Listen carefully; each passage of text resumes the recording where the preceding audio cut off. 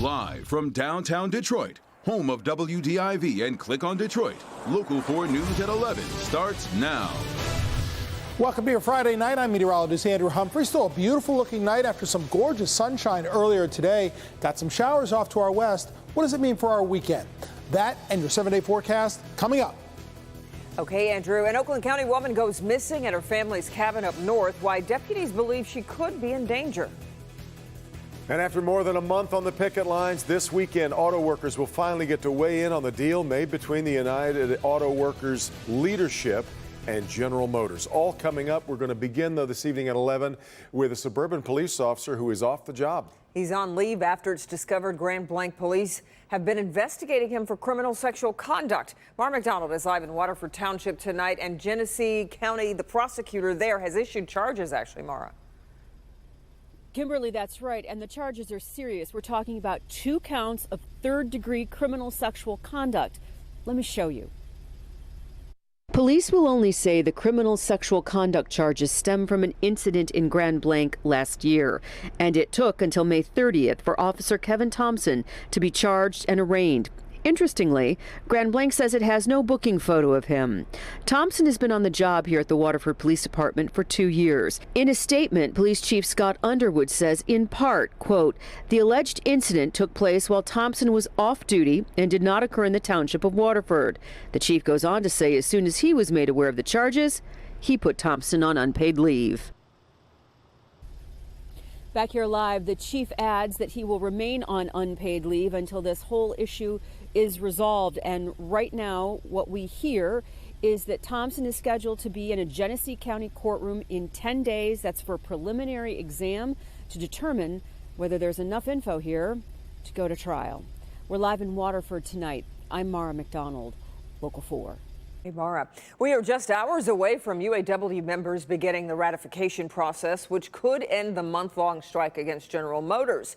Yesterday, union heads agreed to bring the deal to membership for a ratification vote. Voting begins tomorrow and goes until next Friday. The tentative agreement includes signing bonuses to new employees and pay increases to current ones. It will also reopen the Detroit Hamtramck plant, but leave the Lordstown plant closed in Ohio. For the strike to end, a majority of union members must vote to ratify the deal. Deputies are concerned a 47-year-old Metro Detroit woman may be in danger after mysteriously vanishing at her family's cabin up north. Police say Adrienne Quintal, who also goes by the name Ada, called someone in Warren early yesterday morning asking for help. She made the call from her family's cabin in Benzie County. Deputies arrived on the scene only 15 minutes after she made that call, but she was not there. They did, however, find signs of foul play. The woman's cell phone, purse, and car were all left behind at the cabin. Leaders from both parties tonight paying tribute to William Milliken, Michigan's longest-serving governor. He died today in Traverse City. Milliken served as governor for 14 years, from 1969 to 1983, a moderate Republican who believed in bipartisan cooperation. He won 3 elections, didn't run again, though, in 1983. In fact, retired from politics at the relatively early age of 59. Governor Whitmer releasing a statement tonight calling him a true statesman who led our state with integrity and honor. The Michigan Republican Party says his time as governor will be remembered for the kindness and civility he brought to the office. Bill Milliken was 97 years old. Well, a chilly night across Metro Detroit, but we have a great looking weekend on tap. Andrew's in for Ben tonight and tracking some warmer temperatures here. Kimberly, you're absolutely right. It does get a little bit milder tomorrow afternoon and Sunday. Oh boy, can't wait to tell you about that. First, let's focus on tonight.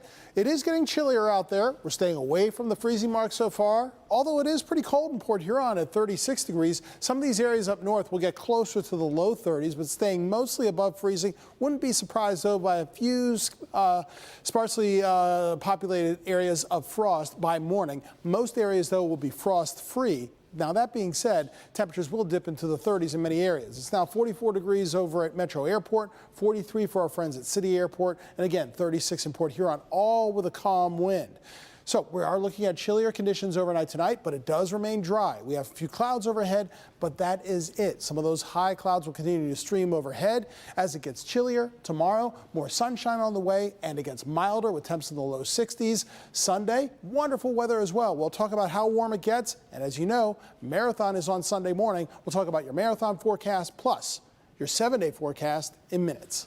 Exactly right, Andrew. Marathon weekend is here in Detroit. Some races tomorrow, the big ones on Sunday.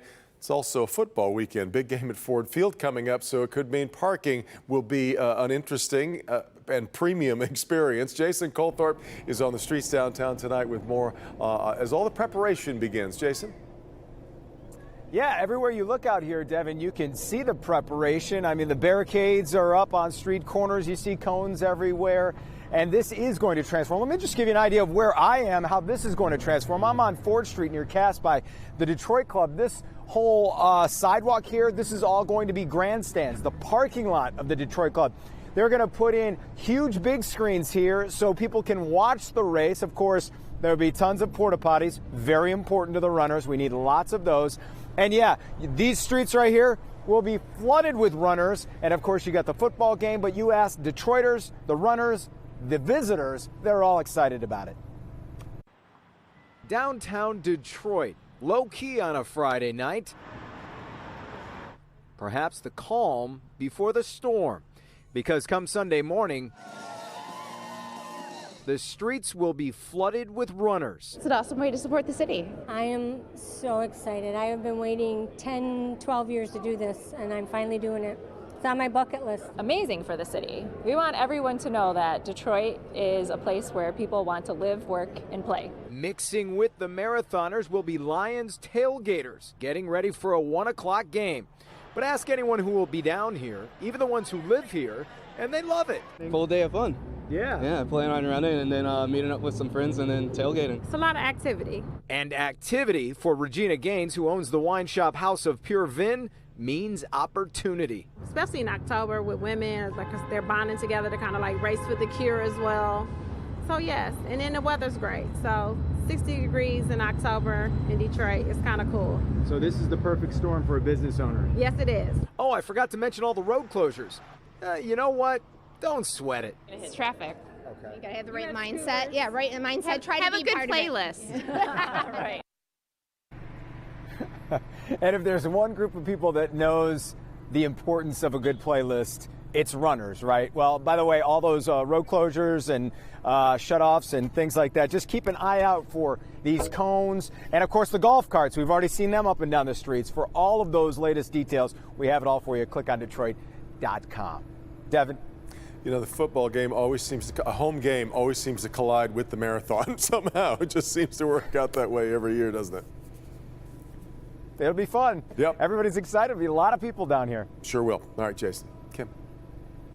A new warning to parents from Pontiac schools after multiple students became ill from eating marijuana edibles. The school district confirming that students at the International Technology Academy ate marijuana edibles on school property. In a letter to parents, school officials are urging them not to send their children to school with home-baked snacks or prepackaged items. We have to make sure that it's not happening in our schools, and the only way we can do that is by taking the snacks away. Right now, we just have to do everything we can to, if something seems suspicious, looks suspicious, we're subject to search, confiscation, get rid of it, eliminate it right away.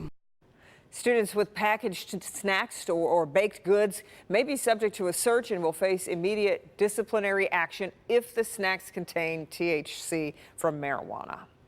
Clinton Township police searching for a suspected credit card thief who had a package delivered to his victim's house. Well, of course, the address matched the card. Police say the man stole a credit card, bought something online, had it shipped to a home in the area of Romeo Plank and Canal. Doorbell camera catches him going to pick up what he ordered. He was seen driving off in a green car. Two teachers are suing Jackson Public Schools, claiming they were terrorized by their students. Joanna Perkin and Amy Gish teach at the 4th Street Learning Center, which is an alternative school for at-risk students for grades 6 through 8. The two claim students would smash out windows and threaten them with glass shards. Other claims include throwing computers and chairs in class, rioting in the cafeteria. The two have been on medical leave since last year. Still ahead, it costs around $1,000, but its new technology has a major flaw. Yeah, we'll have a look at why the owners of the new Samsung smartphone are being told not to use screen protectors. And police say they've never seen anything like this. How a thief managed to steal thousands of dollars of jewelry from a Costco. But first, a local business bringing monsters of the 60s and 70s back to life. And we'll have it next on Uniquely Detroit. A warning before you do any weekend backyard fall cleanup. Tomorrow morning, what you could be doing wrong that could send you to the chiropractor. You can feel it in the air. A season for fun and a big scare. It's Basil's first Halloween. What will he be? The plan is in place. Just wait and see. Until then, send me pics of your favorites all dressed up, great shots of kids, or even your pup. And I'm looking for scary homes around town. They may be on your street, so look up and down. Share the Halloween fun for all to see, and we'll post it online and on TV. Look for Kimberly's Little Pumpkins and Ben's Halloween House Hunt on Click on Detroit and Local 4.